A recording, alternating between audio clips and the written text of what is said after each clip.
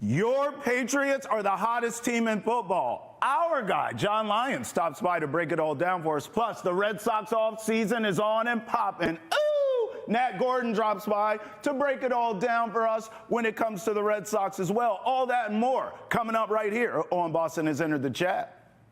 I want to single out one player. I want to thank Patrice Bergeron, one of the greatest leaders and people I have ever met and played with. My longest teammate, my co-captain, Bergie, I can always count on you. It's officially official. Chara has made it to the Hall. We're going to unpack more of that here on Boston Has Entered the Chat. And by the way, it's time for round 2 versus the Toronto Maple Leafs. And the chase for 400 is on for David Pastrnak. It's time to enter Boston Has Entered the Chat. It's only round 2, Case? It feels like round 37 against the Leafs. Welcome into Boston Has Entered the Chat. Beautiful, isn't it? Random musings, tweets. Don Sweeney has righted the Bruins ship. He went all in 23, only to have the coach and players come up short. He now has a team that is a playoff contender and has all kinds of draft capital to improve it. Simply amazing job by the GM. And with that, we welcome you into the Salem 5 studios. You see Zdeno Chara there. You heard Case. More on him coming up later in the show. For now, we start with the hottest hockey team in the league. Be quiet, Ducks. We're talking about the Bruins. Travis Thomas here. Yeah, be quiet, Ducks. I don't want to hear you quack. And the Kasey Hudson. How are you? I am lovely. I'd rather hear a bear roar over a duck quack. Me too. Yeah, if you think about it. Man, cares about some ducks anyways. Let's talk about our hockey team, the Bruins. Absolutely. Tonight, round 37 against the Leafs. Military Appreciation Night for all that will be there That's in right. attendance. That's right. That's right. Games. By far, not a perfect country at all, but we thank all the veterans out there, past and present, for all the things. We're doing it today, talking about sports, doing what we love, Case. Yeah. Not possible without them. Well said by you. Okay, Yes. So on to the ice with the Bruins tonight, taking on the Leafs. Yet again, here we go. I feel like every time we look up, the Celtics are playing the 76ers or Magic, and the Bruins are playing the Senators or the Toronto. Yeah. Right? Am I wrong? I don't even want to be right. And I'm right. All right, so here we go again, 617-790-0928. Call us. Let's talk your hockey team. What are you thinking tonight? I'm thinking that we know that Toronto is probably going to have a bad taste in their mouth. You've got a Bruins team that's been underestimated a number of curvatures here that went into the 6 and pulled off a very, very solid win for 1. For 2, we know that Toronto knows how to answer back, which means they're going to try to keep this even more low scoring. You're going to have Stolarz likely between the pipes again, and this is a guy who got pulled in that game on Saturday, so he's going to feel some type of way, and he was a high-caliber goalie last season. A number of ways that he helped pull this Toronto Maple Leafs team through. So just having those extra layers of competition to it, you're probably looking at an extremely competitive game, even more competitive, but we cannot look away from what the Bruins did so well on Saturday, and that was contain a pretty elite 5-on-5 team. I mean, you're talking about the Austin Matthews of the world that can score from anywhere on the ice, and he was contained in a number of ways for a lot of that matchup. So it's seeing how they can continue to build off of this, because now we're riding an emotional roller coaster where we've seen this Boston Bruins team win in several different ways. Yes. I'm always a big fan of that, right? But now we want to see where the consistency lies in the play. You're getting unexpected depth scoring. You saw all 4 lines contributing in massive ways on Saturday. So where can the consistency come into play between scoring, defense continuing to build out their identity, and then goaltending, not having to stress about what's going on in front of them, but now just figuring out their game? And I feel like we're starting to find a really good tandem between Swayman and Korpisalo, because each of them kind of have different strengths to their game and how they have helped this Bruins team win. Sure. I mean, look, we've looked at 6 straight wins from this team, and to your point, it feels as though in that streak, they've won in different ways. Yeah. Scoring, defense, there does need to be some consistency to it. But when I look at this team, identity-wise, it does feel like it's Marco's system, certainly in terms of scoring. And then defensively, I know they have to be more consistent.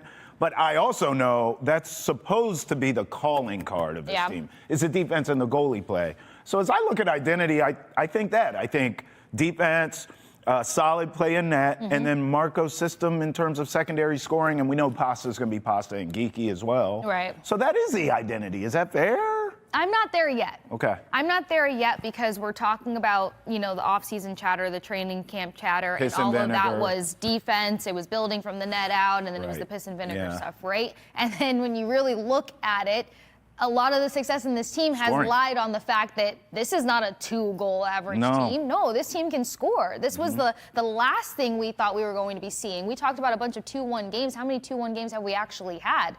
So now seeing the ways that the offensive match has actually taken place for this Bruins team while defense has started to get better, a large part of that with the return of Hampus Lindholm and some other pieces coming into play here that were just able to play a simple game and kind of attest to the structure that Marco Sturm is now putting into place. I feel like it's not there yet identity-wise because the identity was preached upon the defense first versus anything else. But game by game, we're seeing them get closer to this identity. We're seeing them start to clean things up. Yeah. But the highlight of this team right now is the 5-on-5 play that has stepped up tremendously, Right. for one. And then for two, they're really strong in the neutral zone. Brick and Judd have talked about it. Jaffe talked about it too. But to put some numbers to it, they're right behind the Vegas Golden Knights in terms of neutral zone efficiency. We're talking about the Vegas Golden Knights. Yeah. So the Boston Bruins are up there. So the way that they just keep curating their game and the way that you're starting to see other players have a huge, huge hand in the success of this team, you're not talking only about piss and vinegar. No. Yeah, Fraser Minton talked about this team being hard to play against, especially because they're able to take away rush chances and opportunities, take them to the corners, really wear out their opponent. But I think because we can talk about a Fraser Minton having a big game and a Tanner Jeannot having stellar passes and a Mark Kastelik really just having a heck of a season, and then, oh, by the way, Sean Corrali, Mikey Asimont, you don't know which guy you're really going to be singing praises of after some of these games, regardless of Pasta being Pasta and Geeky on a campaign of his own. Sure. You know what's crazy? As you were talking, I started looking at the box scores for the win streak. Outside of 2 games, Case, Carolina and then the overtime game against the Sens, they've all been higher scoring. Exactly. 5-2. This is not a 2-1 team. 5-2, 4-3 in overtime over the Sabres. That 2-1 game I mentioned, that's low scoring with the Canes. Yeah. 4-3 shootout over the Isles.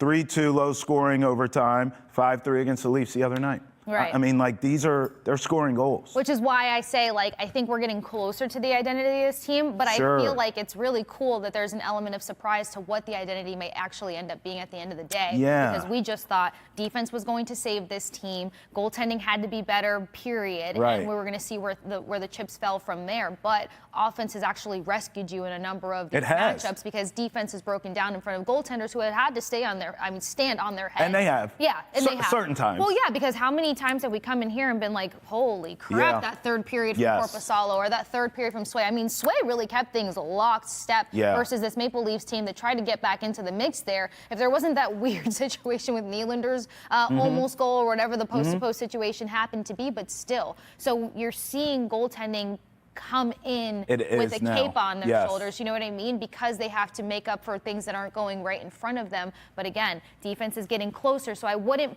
say their identity is there yet because I think we're in for a good surprise. You know, we sit here and we give all this credit to Mike Vrabel and all these shows we do together, Case. But I know it's still early in the season, but Marco Sturm deserves some flowers too, does he not? Because flowers. Just you talking about how, hey, this offense has picked up and carried this team where they need to. That's his system, is it not? It's his system, but it is him. Because to put something into perspective, I think I've talked about it here before, you don't have a lot of NHL coaches. Mind you, this is year 1 as a head NHL coach for Marco Sturm. You don't have a lot of coaches that have the confidence, that have the understanding of their lineup to blend up their lines, and it makes sense. And we've seen some pretty good moments with some line blends that have played together for maybe a totality of 2 minutes and 13 seconds that have done really good things, or that have been momentum swings or moments for this team. And so I've talked about it before. John Cooper is one of those guys. Paul Maurice wasn't his identity before, but then having a better understanding of this Panthers team that he's been orchestrating,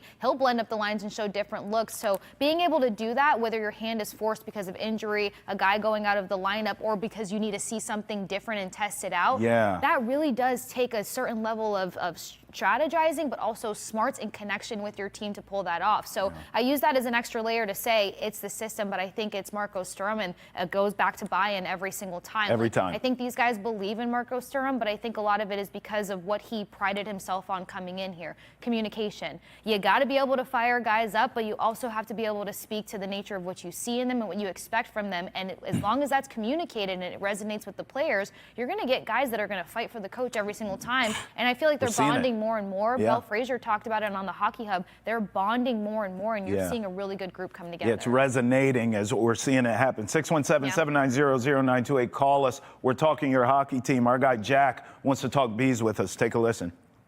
What's up, guys? It's Jack in Gloucester. I was just wondering if the Bruins could keep up this rate of play. They've got 6 in a row now. I just don't know if I see it. You've got some of the young guys coming on like Minton, and I mean, Swayman seems like he's finally playing well, but I got this nagging feeling. I don't know if I buy it. What do you guys think?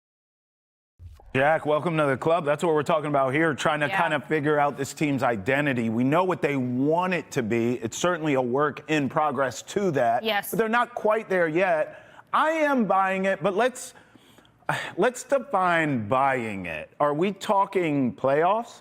Because, listen, I said in the offseason, I bet on this. I bet over on the win total, and I said, I don't know if they get in, but they're going to be close. They're going to be fighting for that last wild card spot. Yeah.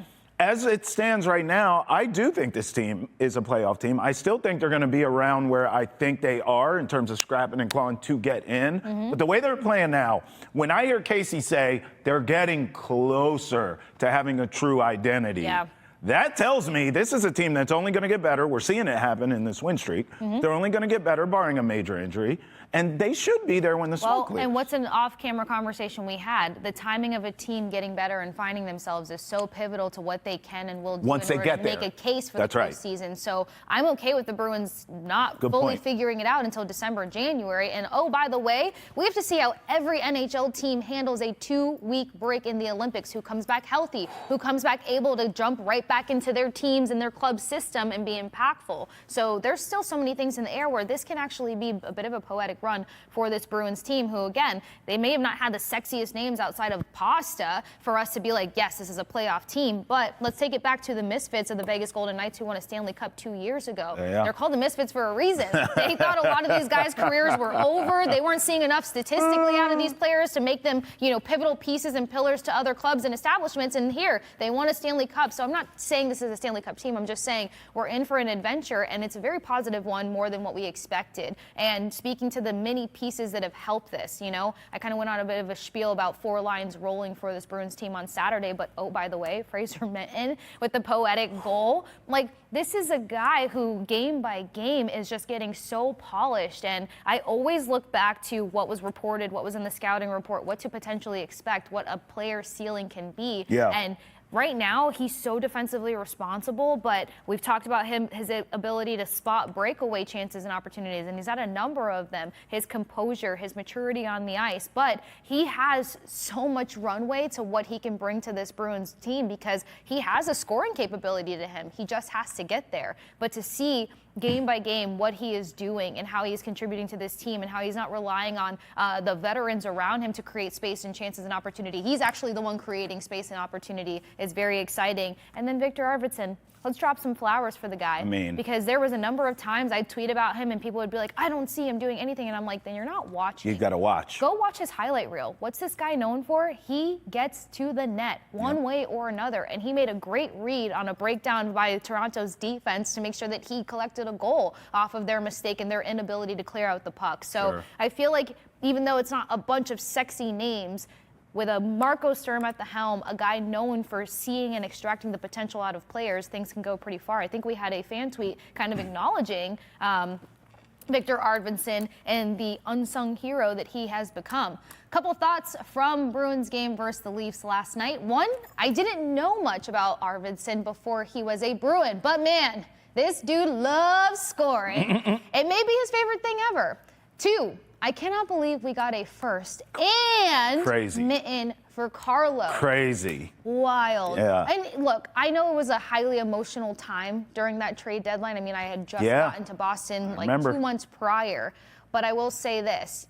It's really there's a lot of irony to that game, because you have a Fraser Mitten that goes back to his former team and scores, right?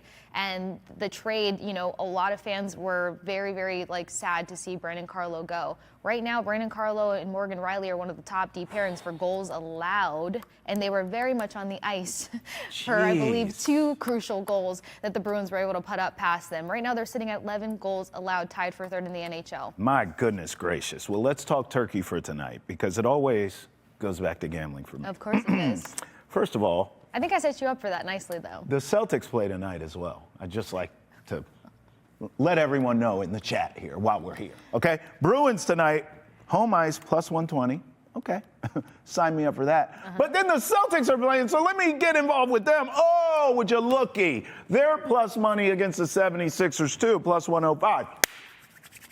Put them together.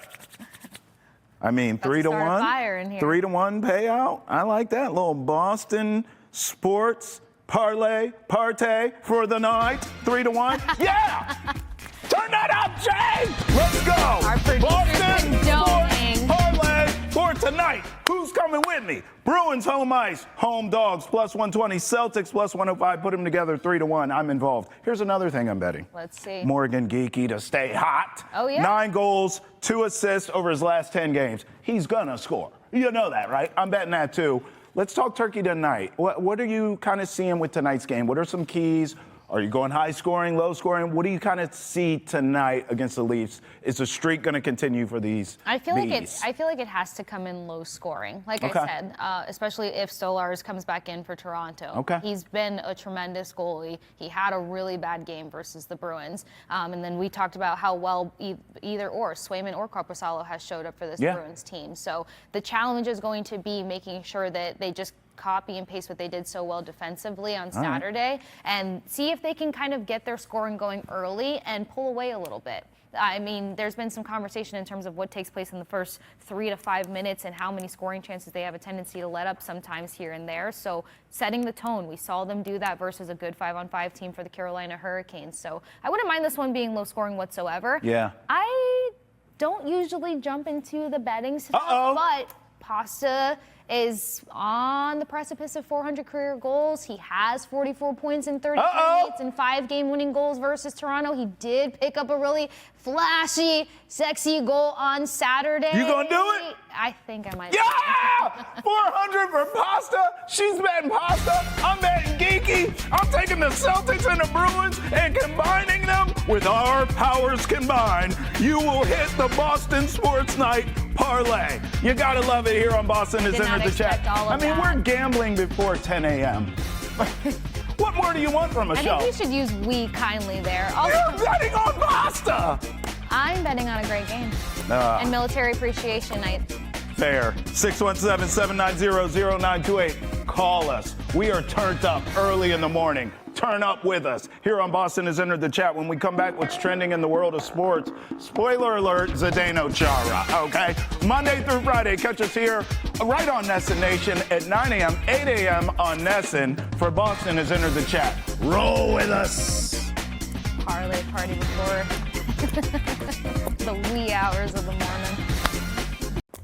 The emotions were riding high at the Hockey Hall of Fame last night, but it is official. Zdeno Chara is a Hall of Famer, something we all knew. Welcome back to Boston is in the chat live from the Salem 5 studio. I don't know if you saw the clips and stuff. I know I got super emotional watching it, but it's just like I always imagine this highlight reel going through the guys' heads as they stand up there, and they're just like, holy crap, you see years of a career flash before your eyes. Yeah. And that's exactly kind of like what you see as they're trying to breathe through their speech. Yeah. And Zdeno has been known to just be so humble, credit team first to everything that he does, but he had a wonderful speech last night as expected. Well, listen, I'll be in the crowd when you get inducted into the Broadcasting Hall of Fame. So you'll be able to feel that, and I'll be in the crowd like, man, I bet her career is flashing before her eyes. But as far as Big Z, a lot of token moments. I think he's a quintessential gentle giant, right? Yes. Like, we throw that term around a lot, but literally this guy, everyone who knows him, and we know through the media, people that know him through the media, former teammates we hear from often, especially here at Nesson,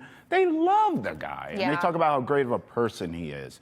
And then why I say giant is because of how big he is, and on that ice, he was a giant, okay? Menace. So gentle off the ice, on the ice, an absolute menace. Yeah. For me, you know, growing up where I grew up in Cavs country, but I mean, when it came to the Bruins, for my age group, it was Bork, it was Big Z, it was so.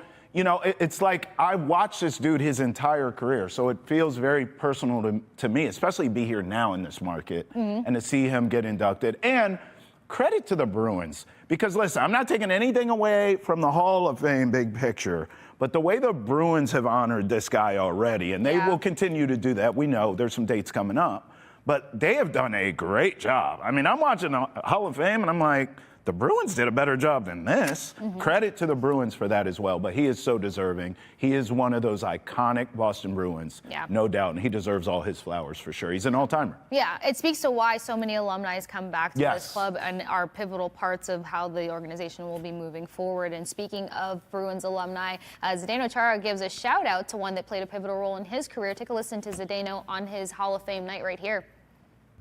When I joined Boston Bruins in 2006, I became part of the team built on character, identity, and toughness.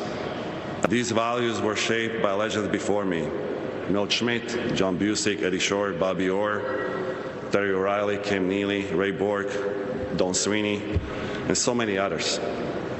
Being named captain was a tremendous honor, and I was incredibly proud to lead such an amazing group of teammates to 2011 Stanley Cup championship.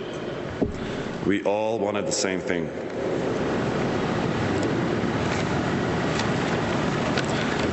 We battled along each other for months, and we knew we had a team just to do so. We had a very tight group of players in that Bruins room. It was such a bunch of guys who didn't want to disappoint their teammates. We wanted to go hard each and every night. Well, I can tell you, everyone on that Bruins team knew their role. We had a very, very special team. We came ring every day. We stuck up for each other, played for each other, sacrificed our bodies, and refused to let the bench down.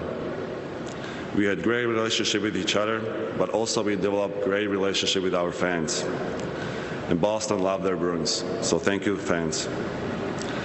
I want to single out one player. I want to thank Patrice Bergeron, one of the greatest leaders and people I have ever met and played with. My longest teammate, my co-captain, Bergie, I can always count on you. You show me and help me to become a better leader, a player, but more importantly, a better person. Rex, Scratch, Luch, Fairside, Skelly, Tori Supi, and many others. We create something special in Boston, a culture. That 2011 Stanley Cup with Claude Julien and his staff, I will never forget how you guys made me better every single day. You pushed me, you trusted me, and sometimes, yes, you tripped me, especially you, Marshy. I would also like to thank Washington Capitals organization, Brian McClellan, Peter Laviolette, and their staff for giving me the opportunity to play in the nation's capital and join an incredible group of players, including John Carlson, TJ Oshie, Nicholas Backstrom, and of course, the greatest goal scorer in our game, Ovi. And that brings me to my final season in NHL, a full circle back with the New York Islanders for the second time. With the Barry Trotz, I had the privilege to play with an amazing group of players, Anders, Marty, Clutter, but mostly playing for one of the most respected people in the game, Lou Lamoriello. Big Z, forever a legend. Amen. From Celtics fan right there, and of course we're all feeling that. Tino says, my favorite defenseman ever. Congrats, GOAT.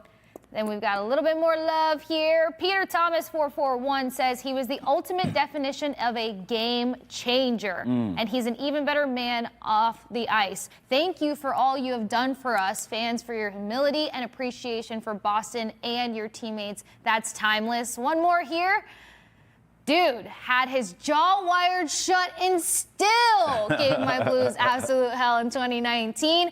Even Big Z's body at 6'9", 250 can't measure up to his heart. Dude is a certifiable legend. That is probably one of the best descriptions I have ever heard. 6'9". He is a massive dude, and his heart can't even live up to it. Yeah, I mean that's a great quote. That is You're such right. a great way to put that. I remember being at the marathon that he ran. I think he's run a bunch by now, but maybe the first one. And I remember watching him go across the finish line You probably and just spot him from ways away. being like, like how big this guy is. A massive dude. But yeah, even better person off the ice, no question about it. Exactly, and a game changer. That's the most important part, Yep. and that's what every teammate and former teammate and anyone around the league has said about him. He's changed the game, he's changed locker rooms, and he does it by inspiring through his Yep. actions, not only his words. Congratulations, Big Z. On the other side, we get into some Red Sox offseason, Yeah. so make sure you guys stick around for that because the one and only Nat Gordon joins the program here on Boston is End of the Chat, which you can join Monday through Friday, 8 a.m. on Nesson, 9 a.m. on Nesson Nation. Time to talk some Red Sox. Yeah. Boston has entered the chat. And we've got a tweet from the one and only Gordo, who will be joining us here shortly. Craig Breslow said at the GM meetings that the Red Sox are prioritizing adding middle-of-the-order power and starting pitcher to co-anchor the rotation with Crochet via Alex Spear, who we know is on 3-10 to left with TC all the time. But look, as teased, as promised, here he is. What's up? I thought he was going to call you Big Swole, and I didn't want to jump into the bro mix there, but Nat, how's it going? Hey guys, how's it going? It's good to see some quotes like that from Craig Breslow, being direct, telling the people what the Red Sox need, what they're gonna get. Because last offseason they got what they needed, but it was iffy, it was murky until they actually did it. We didn't know what they were gonna do, but now, I mean, the message is clear. Oh, Okay. yes. Oh, yes. All right. And I think it was last week or the week before that when the guys were harassing Lou. No, I'm just kidding. They were talking about the fact that, is there more pressure this year because of how well the offseason went last year? So sticking to your tweet there for a second, because I feel like we've talked so much on this show about pitching, and pitching. If I'm going to be that person that reads too much into a situation, which we all love to do that on social media occasionally, that tweet started with middle of the order power. Bingo. Unpack that for me a little bit. Well, it's interesting because I felt like the pitching thing, it was pretty clear. Breslow had implied that he wanted to raise the ceiling of the rotation, but with the middle of the order bat, I mean, that's something that I think everyone knows that they need, but he hadn't directly said it till this point last night. To me, when you talk about, and his words were basically, we want a middle of the order bat that teams have to game plan around. A middle-of-the-order bat that's presence can impact the rest of the lineup. And to me, I've been looking at it as there are 4 free agents that I think you can pencil in at least 30 bombs from next year: Alonso, Schwarber, Eugenio Suarez, and Munetaka Murakami. But when you talk about it the way Breslow did last night, when you're thinking about a middle-of-the-order bat that teams have to game plan around that can impact the rest of the lineup, there's 2 free agent names that fit that mold to me, and it's Pete Alonso and it's Kyle Schwarber. Yep. Wow. Yeah, and out of those 2, you want who exactly? Man, I don't have too much of a preference with those 2. Either of those guys could anchor any lineup, playoff or not playoff. Like that, those dudes are legitimate anchors. I know some people think maybe they should prioritize the right-handed bat in Alonso. To me, I think there are right-handed bats in this lineup. You've already got Story, you've got Rafaela, you've got Narvaez, and hopefully they'll bring back Alex Bregman too. I mean, you've got some right-handed bats, so I don't think it's quite as urgent as it originally looked a year ago with seemingly everyone coming up as left-handed hitters. Yeah. But yeah, to me, either of those guys, you insert them into the lineup and it changes the landscape of things. I want to ask you just a straight-up question. I know there's no salary cap, but stay with me. Knowing what we know about this team in recent history, Gordo, is there a world in which you see we get Alonso or Schwarbs? I'll take whoever's. I'm with you on that.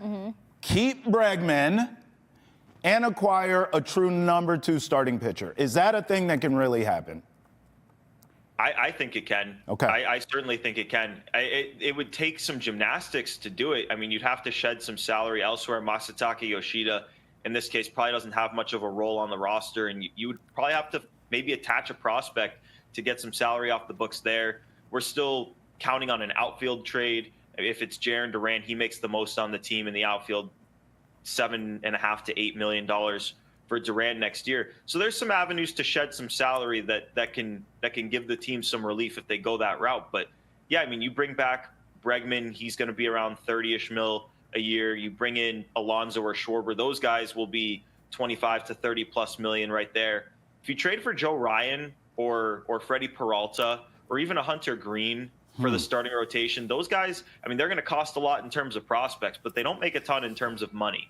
So it is possible to fit those things in.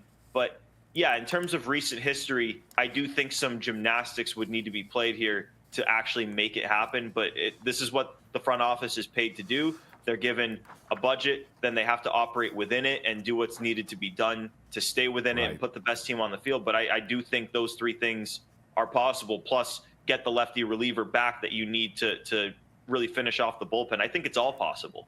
Okay, I mean, listen, I'm hearing you talk. I'm keying in on a few things here. When you talked about the number 2 starter in terms of pitching, you said trade for.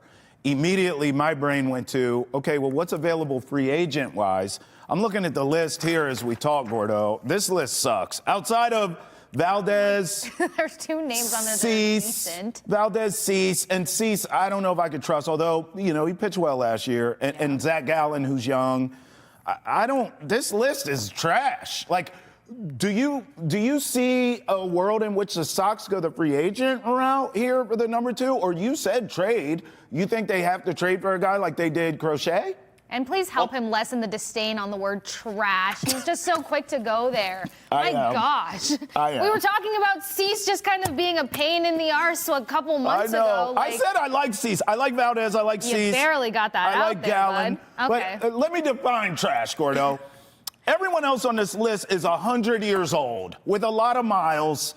And then, like, there's no one young. There's no one that good. Like, Merrill Kelly, we should have got him at the deadline. And, oh, by the way, now clock just struck. He's 100. So, I mean, Valdez, Cease, Gallen all feel like Red Sox to me. Gordo, but I don't know. Am I wrong? Am I wrong to even call this list trash?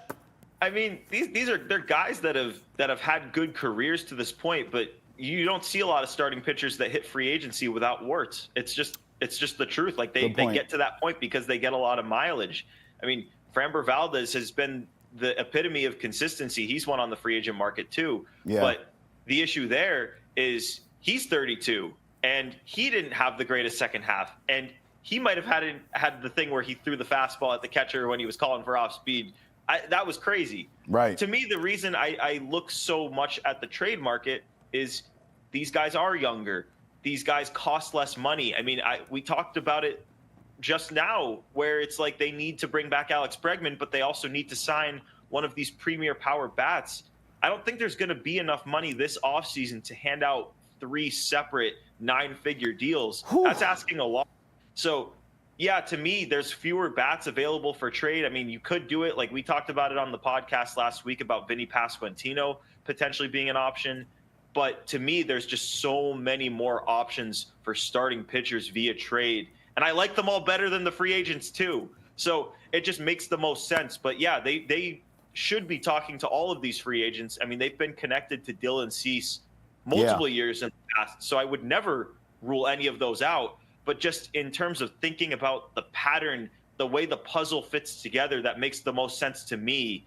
It's trading for the arm and signing the bats. Do you like Gallen? I like Zach Gallen. Travis is never going to let me ask you a question. I know, I'm sorry. I like Gallen. Do you like Gallen?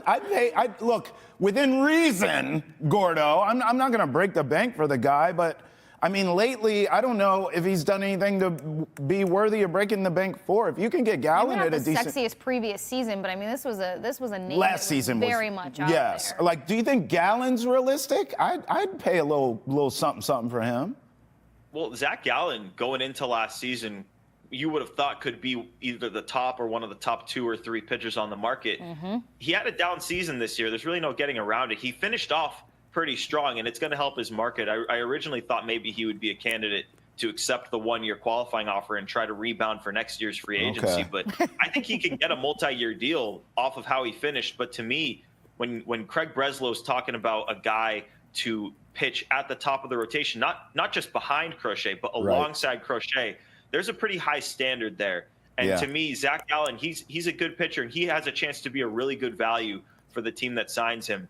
But if I'm the Red Sox, I don't know for a fact that he is that co-anchor for Crochet. So I would be aiming a little bit higher. But, I mean, in terms of plan C, D, whatever, like he is in there on the list of options. I just think there's so many options available that you're not going to need to get to that point.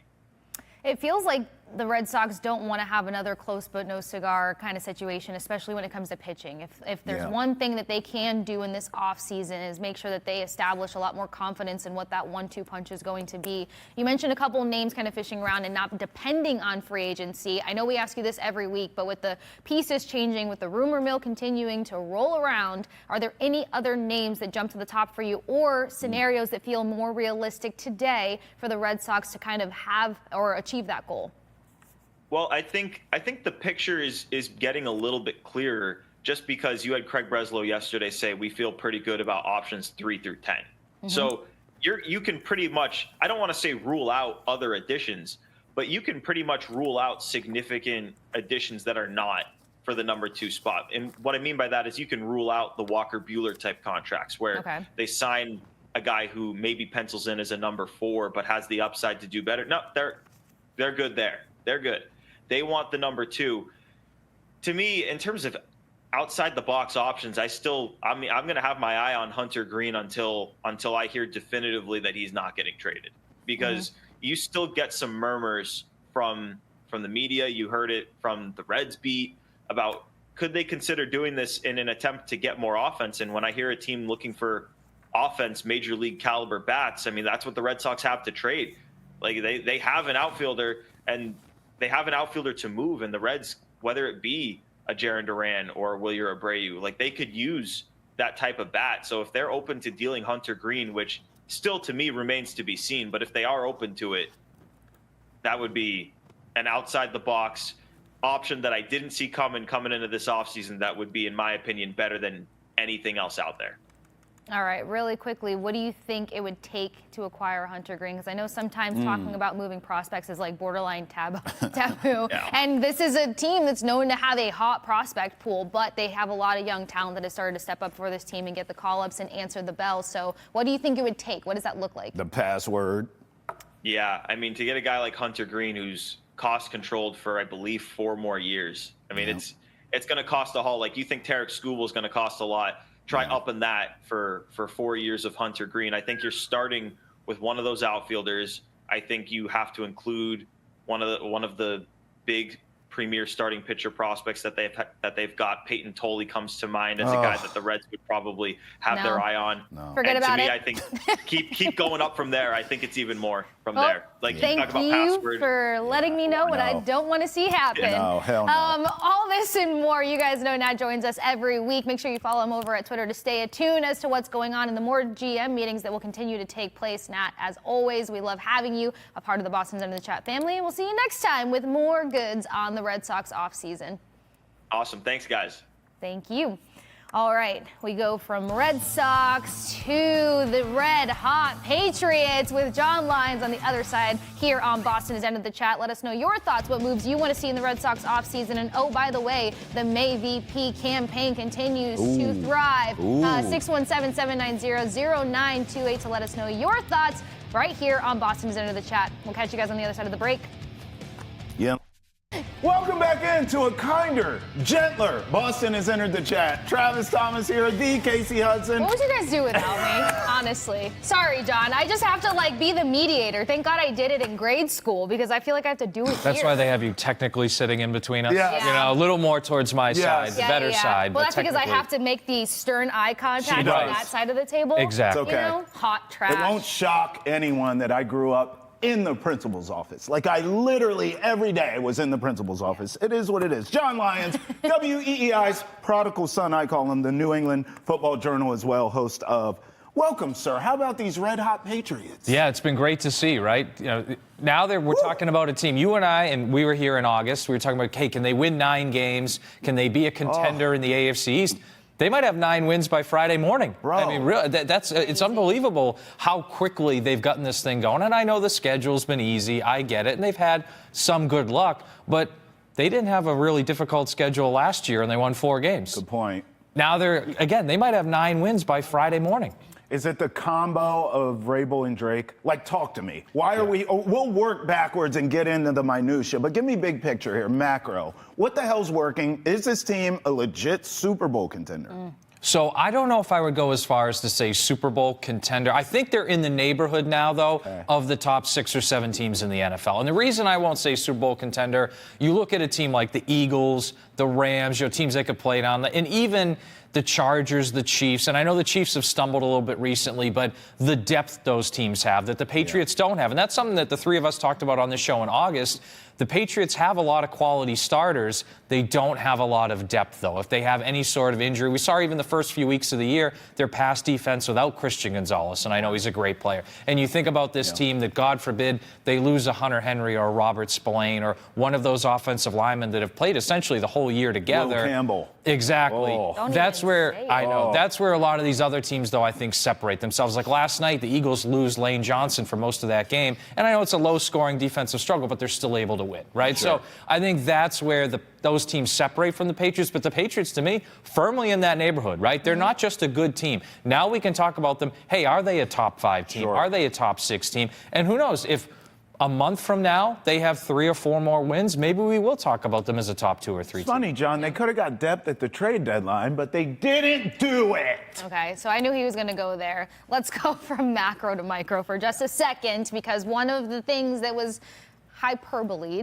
was adding to the wide receiving room. Yeah. I was on the side of I didn't think that a move needed to be made. I didn't think that they needed to be aggressive in this sense because I felt like it would almost go against the grain of develop the young guys you have. I mean, this almost felt like there was, I know saying talent is going to be crucified for a degree, but like there was a conversation of almost being too much talent, an oversaturated wide receiving room. It's just the fact that of the balance of veterans to rookies that were in the mix. So like, does this speak to the fact that they want to make sure that they develop properly? Because you hinder development when you bring in too many bodies for one, especially too many veterans that need to make a case, that are pivotal points of their career, and then these younger guys or Kyle Williams don't get their opportunities for 2 and 3 years out, and it kind of diffuses what their potential could be. So I was on the side of don't do too much of the trade deadline, but I know that a lot of people are probably going to be piping on about it now if they continue to get closer and closer to the Super Bowl conversation. Yeah, who would have thought we'd be worried about an injury to Kayshon Boutte at some point this season? Freaked That's out, how good. yeah. That's how good he's been. And to your point,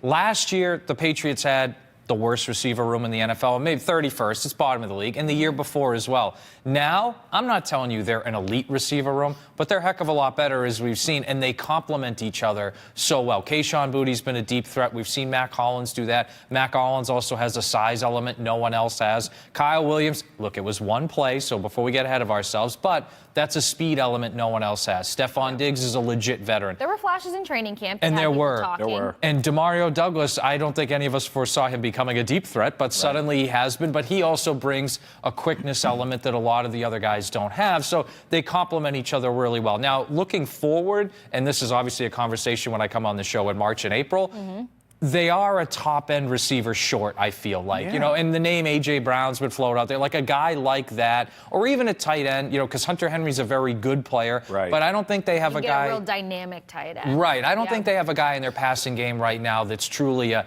A-plus type player. They have a lot of B players, maybe some, and Stephon Diggs, I think, has been an A-minus player, and Kayshon Boutte's been an A-minus player. But I think that's where they're a little bit short. But I don't think you're going to get a guy like that at the trade deadline. I mean, are you going to get a top-end tight end or receiver? I just don't see that as something that would have happened at the trade deadline. So I think the receiver room, as long as Kayshon Boutte comes back healthy, I think is in a good enough place to be a really good competitive team. One of the names that was floated at the deadline who never got moved, but everyone else on the Jets did except him and Breece Hall, was Garrett Wilson. Garrett Wilson is out on Thursday. Short week here for the Pats, taking on the Jets. Let's break that game down. What are you expecting to see? Yeah, the Jets are a really, not just bad team, but they're a really weird team. In that you look at these games that they've won, so they beat Cincinnati 39-38. They're scoring left and right. Then they play Cleveland, a much better defense, and they can't score. I mean, 2 of the Jets' touchdowns in that game, they had a kickoff return touchdown and a punt return touchdown on back-to-back possessions. Like that's crazy. But one thing that is worth noticing, Breece Hall did have the 42-yard touchdown, catch and run on the screen pass, so they did hit a big play. And the Jets, I don't want to say the whole game's going to come down to special teams, but you have to be careful. They're top 6 in the league in kickoff return average and punt return average. Okay. So got to be careful on special teams against them. But to me, Thursday night is more about the Patriots than anything else, right? Because after they beat the Bills, and I came on this show after the Saints game, and I told you guys that I thought that win was just as important as the Bills game because they had a good win, but they followed it up this time with beating a team they should beat. So they just had a good win. Patriots beat the Buccaneers on the road, arguably their best win of the season.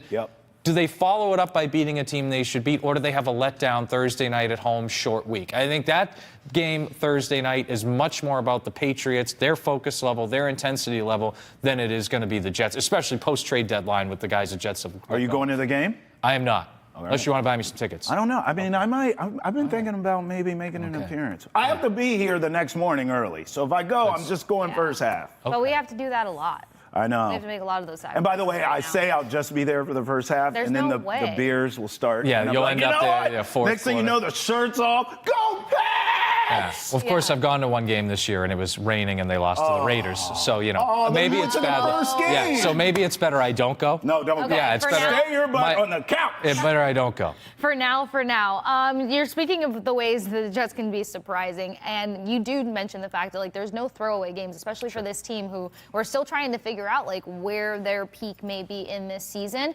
Outside of the challenges that you mentioned, what do you want to see out of this Patriots team having their defense stepped up tremendously versus a really good team? I mean, there were so many plays that really just spoke to them kind of being a pillar for them, and I know that that's kind of where we felt the lack of depth a little bit more, in my personal opinion. I want to see Thursday night, can the offense play a fully clean game, right? Because they've won 7 games in a row. The first 4 games, Drake May had 0 interceptions, but the last 3 he's thrown an interception in each game, including one in the end zone against Tampa Bay. And we saw Travion Henderson have those 2 explosive runs. Those were awesome, the 55-yarder, the 69-yarder. But there are a lot of runs that were stuffed or no gain, or they didn't really get any progress on it. Can they play consistently throughout 60 minutes on offense, a full game with not only no turnovers, but they're not relying on the explosive plays? Because, look, the Patriots scored 3 touchdowns of over 50 yards in that game against the Bucs. And that's awesome, and it's a lot of fun. And I'm not saying not to do that, but you can't rely on that every week, right? So can they have a drive that is 10 plays, 12 plays? Can they do that more than once? And sure, throw in a 50-yard touchdown, but can they have 2, 3, 4 drives that they march the ball down the field? Because as you go forward this season, this schedule is going to be tougher than I think people realize, with Joe Burrow maybe coming back in Cincinnati. Baltimore looks like they figured it out. Who knows what the Giants are going to look like with a new head coach? They're at least going to be a tough out, I think, in that game. And Miami, you can't overlook. Buffalo just found that out on Sunday. So I think, can they play 60 minutes of a clean game and use that as a springboard kind of going forward? Yeah. Is there concerns that may start to rise as the season goes along with how often Drake May is getting sacked? Oh, definitely. Yeah, and I would say not just the hits he's taking, Kasey, when he's getting sacked, but when he's running and some of the hits he's taking in the open field. We saw last year when he got the concussion against the Jets and had to come out of that game, it was an open field scramble that he got hit on, that he got the concussion. So Drake May, he's the most important guy there right now. And no offense to Mike Vrabel, Josh McDaniels, anyone else, Stephon Diggs. He's executing. And his step forward this year is the biggest reason they're 8-2. Absolutely. But you got to keep him healthy. And he's stronger than he was a year ago. I think he's added more muscle to his frame, but he's still 23 years old. And he's still, this young player figuring things out. Their offensive line, it's a lot better than it was a year ago, but we're not talking about an elite unit. Same thing with the receivers. You have an injury at running back to Ramondre Stevenson, who is your best pass-blocking running back. So I wouldn't be shocked if this game Thursday night, Kasey, and even going forward, guys, we see more quick passes, right? Getting the ball. Even the Kyle Williams touchdown, that was an intermediate throw that he just ran for 40 more yards. Right. So, look, the Matt Collins play, that was 50 yards in the air, sure, but I wouldn't be shocked if we see a lot more short and intermediate throws, and they'll take some deep shots still, but that's another way that maybe they'll try to protect him, because, again, you need this guy healthy for January if you're going to make noise in the playoffs. Well, not just that. You have to take what the defense gives you. At some point, defenses are going to say, these guys are coming up with these big splash plays. We got to take them away. And then it's going to be on Drake to be patient. I love that he's a gunslinger. But sometimes it's death by 1,000 cuts. If they're going to give you the short to intermediate passing game, take it, okay? Now, I want to ask you about this, because you brought up Ramondre. And you know what? It turns out you were right, Jon Lyons. I've been saying get rid of the guy. He has spondylitis. You can't trust him.